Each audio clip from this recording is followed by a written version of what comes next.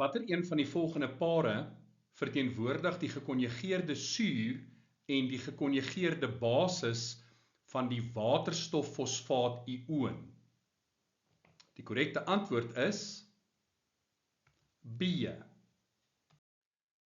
As die waterstoffosfaat-ioon optree as 'n basis, dan weet ons dit gaan 'n proton ontvang.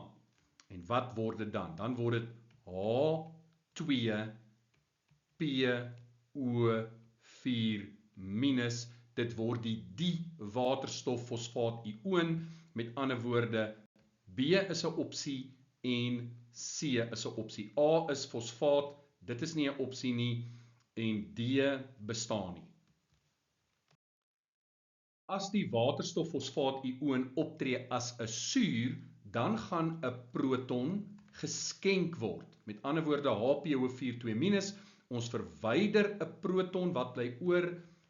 PO4, maar 2- word nou 3-. Dit is die fosfaat-ioon. Met ander woorde, dit kan slegs B wees. So onder die gekonjugeerde sure, B of C, maar onder die gekonjugeerde basisse slegs B. So die korrekte antwoord is B.